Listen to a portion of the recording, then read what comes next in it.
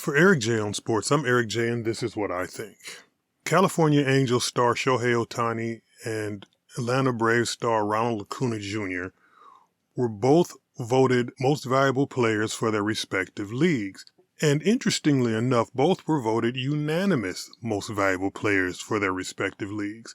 Now, this isn't a referendum on unanimous MVPs because I've done that already. And the simple fact is a unanimous MVP means everybody voted for the same guy. So this isn't about being a unanimous MVP. We've done that already. What this is about is something I like to call empty calories. And what I mean by that is this. The most valuable player award, in my mind at least, is the player who brings the most value to his team, or is the player whose absence would create the greatest deficit to his team. Think about it like this for a second. You find a watch at a thrift store, and your buddy finds a watch at a thrift store. You both take the watches to a jeweler to get them appraised. The jeweler tells you that your watch is worth $10. So your watch will increase your net holdings by $10. Your buddy's watch gets appraised, and the jeweler tells your buddy that his watch is worth $2,000. So his watch is going to increase his net holdings by $2,000, which means his watch is more valuable than your watch. So when I think most valuable player, I think of someone whose exploits increase the value of their organization. Now, back in 1987, Andre Dawson was the most valuable player. He hit 49 home runs and drove in 137 runs. He had the best stats in the National League that year. But Andre Dawson played for the Chicago Cubs in 1987. And in 1987, the Chicago Cubs finished 76 and 85 as a sixth-place team. They were in last place in the National League East. So the question that I had was, yes, Andre Dawson hit more home runs by a considerable margin, drove in more runs by a considerable margin, but where's the value? His home runs, his RBI did not increase the wins and losses for his team. His team finished in last place, and he beat for the award 2 St. Louis Cardinals players and 1 player from the San Francisco Giants.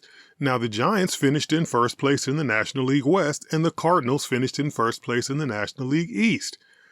So he beat out 3 players for the Most Valuable Player award whose exploits actually elevated their teams into the playoffs. So was Andre Dawson the most valuable, or was his 49 and 137 just empty calories?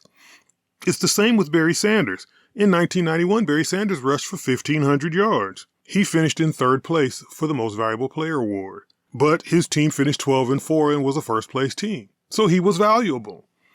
In 94, he finished in second place for the Most Valuable Player award because of his 1,800 yards, but his team was 9-7. His team finished in third place, so maybe his 1,800 yards weren't as valuable to his 94 team as his 1,500 yards were to his 91 team. But then we moved to 1997. Barry Sanders was voted co-MVP with Brett Favre that year. Barry Sanders rushed for 2,053 yards that year. His team finished 9-7 and in third place that year. Brett Favre's team finished 13-3 and was in first place that year. But Barry Sanders was co-MVP with Brett Favre, but they both beat out Steve Young, whose team also finished 13-3 and in first place, and Terrell Davis, whose team finished 12-4 and in second place. So was Barry Sanders really more valuable than Steve Young or Terrell Davis? It seems to me that he rushed for a lot of yards, but they were just empty calories because they didn't elevate his team to a stratosphere.